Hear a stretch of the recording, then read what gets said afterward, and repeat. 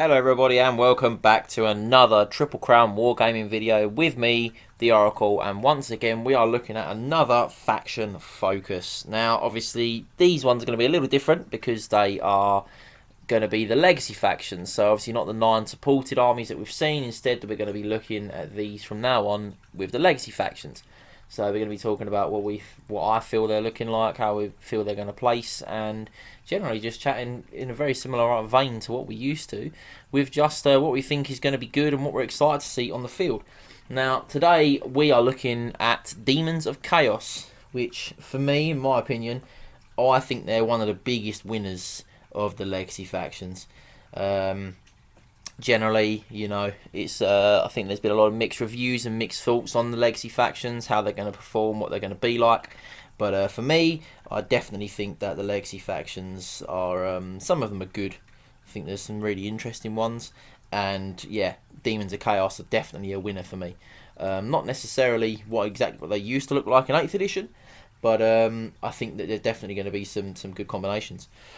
Now I want to start initially just by talking about the different demonic alignments. Now I only say this because of my list of 5. I actually have gone with one from each god. So just quickly, I'm going to go through the different types of demonic alignment, just so you can understand what they each do. Now, Demons of Khorne, starting off with, as always, they have Hatred Daemons of Slaanesh, and in addition, during the turn in which Demon of Khorne made a charge, they gain +1. They gain +1 strength, which not the mount, just the rider. But they gain +1 strength, which is nice, to be honest. That +1 strength from the charge is really good, especially as charging is so important in this new edition. I think the increase in strength is good, and any sort of charge given that, fantastic. Demons of Nurgle, Hatred Demons of Tzeentch, as always, and as they used to have, you reroll natural 6s to hit them. So yeah. Always good. Rerolling 6s is good, especially if you've got characters with high weapon skill, things like that. If you're hitting, let's say, a greater demon of the great unclean one on a 5, and you've got to reroll those 6s, then you're going to struggle. But yeah, still really solid. Now, Demons of Slaanesh. So, Hatred Demons are cool, and in addition, Demons of Slaanesh increase their maximum possible charge range by 1 inch and have +1 modifier to the result of any charge or pursuit roll they make. I really like that. I think that's awesome, especially because charging is so important now. Increasing that charge range and also adding 1 to the result of charges or pursuits, I actually think is really good. And we're going to get some Slaanesh later because I think they're one of the bigger winners in this edition for me. But finally, we then have Demons of Tzeentch. Now, they have Hatred Nurgle, standard. In addition, Demons of Tzeentch, a Demon of Tzeentch is also a wizard, may apply a +1 modifier to casting any roll that they make. Does not negate the effects of a natural double 1 roll. Now, this might not seem initially like it's all that good, but when you start to look through the book, almost everything that is Tzeentch can be a wizard. So actually, it's really quite good. Yeah, so I like that. Slightly different to what it was, but I like that. So again, we're going to get into it, and I'm just going to start off with one of my favourite units from the book, and that is Daemonettes of Slaanesh. Now, Daemonettes have lost a point of movement and a point of weapon skill, which is very disappointing. They're now movement 5, weapon skill 4, which is a shame. But other than that, their stat line's the exact same. Now, they have Close Order, Demonic, and Demon of Slaanesh, standard. They can take unit upgrades and they can take demonic icons. I say unit upgrades, sorry, they can take command, that's what I mean. Now they have the Piercing Claws special rule. So Piercing Claws are all Demons of Slaanesh have got Piercing Claws. I really quite like the Piercing Claws, to be honest. They are, well, unless you're a Keeper of Secrets, but we'll get to that. Piercing Claws are strength of user. They count as paired weapons, so each demon that's getting 2 attacks. They are -1 AP, Armor Bane 2. So when you get those 6s to wound, they are -3 to your armor save, 2 attacks apiece. I think they're really good. I think it makes them really good. Now I actually think a big block of them, maybe like 20, 25, and then a few sticks of 6 or 7s, like just little 1 rankers that can just run in. I actually think that they're really good. They're really threatening. I don't think that people can afford to not fight them because they're going in at a base initiative of 5. If they get that charge off, which obviously, you know, they're increasing that charge by 1 inch and adding +1 to the result, they're very likely to get in. Which means they're going in initiative 8. And a stick of 6 with a champion, you're talking about 13 attacks coming out, 6 is to win, a -3 to their save. There's a lot of things that I've got to worry about that, and that's just Daemonettes. If you're talking about Daemonettes on the back of chariots or Seekers or the Exalted Chariots, I think they just get better the bigger they go. But I think for 11 points for a Daemonette now, really good, really solid. I think you're going to see a lot more of them now. Which I'm pleased about because I got a soft spot for Slaanesh. I did have a Slaanesh army in 8th, so you know maybe that'll come back in the future, but we'll have to see. For now, I've got other things I'm working on. But the second point I want to raise, we're going to keep in the theme of Slaanesh, and I want to talk about the Keeper of Secrets. Now, the Keeper of Secrets is a beast, an absolute beast. Now, magically and in combat. They are weapons, movement 8, which is nice. Weapon skill 7, strength and toughness 6, 6 wounds, initiative 7, 6 attacks, leadership 9. Obviously, with the increase in charge and stuff, they're charging in. They've got initiative 10, but not that matters anyway, because they've got strike first, so they're fighting at initiative 10 all the time, even if you trust them. And they're -2 to your AP as a standard, and they've got killing blow. Which is really nice. You know, weapon skill 7, strength 6, 6 attacks, striking first with killing blow, -2 to your save. They're terrifying now. I mean, if we look at some of their other spells, they've got special rules. Sorry, they've got D3 stomp attacks, which again is nice. They're a behemoth, so those stomps are -2 to your save as well. Swift stride, so increased range, +1 to the charge with Swift stride. Most things, if they're in range to charge it, a lot of the time they're just going to hit whatever they're charging. They're going in, striking first. Their weapon skill 7, strength 6. They are beasts, and you know they can take their demonic gifts. They can be a level 4 wizard on demonology, dark magic, and illusion, which I think all 3 are really good laws for her or him. They've also got Infernal Favour 2. So Infernal Favour 2, it's very similar to Indomitable. It's very similar to all those other rules like that. It basically reduces their crumble by X. So if a unit's got Infernal Favour X, the X being the amount they reduce it by. So yeah, I mean, I think they're terrifying now. I think all the Greater Demons are really good, to be honest with you. The Bloodthirster's an absolute animal. The only downside for me is he's impetuous, but at weapon skill 10, he's going to hurt wherever he charges. But I actually think that the Keeper's probably the best because of the access to the laws of magic, because of their stat line, because of their general just... You don't need to purchase a magic weapon for them because their weapon skill 6, -2, killing blow. Like you don't need any of that. They can just go in. They're gonna eat those front ranks.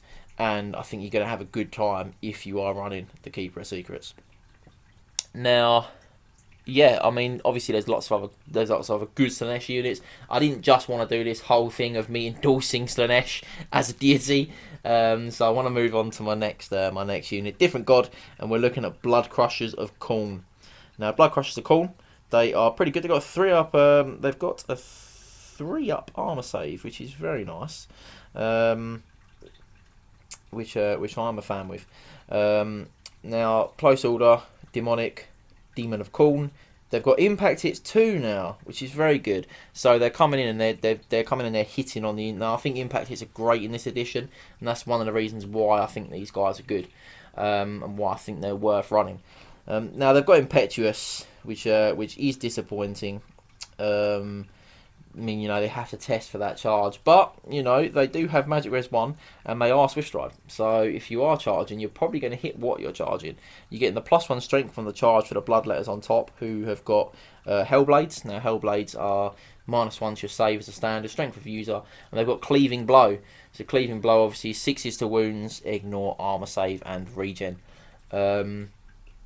I just think they're really nice for that. You know, the Juggernauts are still really good. They're movement 7, weapon skill 4, strength 5, 2 attacks, the Juggernauts are -2 to your save as well. So I think that's definitely going to hurt. And when you look at it and go, you've got the Riders on top with the attacks, with the increased strength, with the cleaving blow, all the charge bonuses they're getting for going in. They can take demonic icons up to 50 points. There's some really good icons in the book, stuff like re-rolling your charges and stuff like that. So I think that definitely you're going to be seeing a good amount of Bloodcrushers. I think they're good, in my opinion. But from there, I'm going to move on to the next god. I'm moving on to Plague Drones of Nurgle.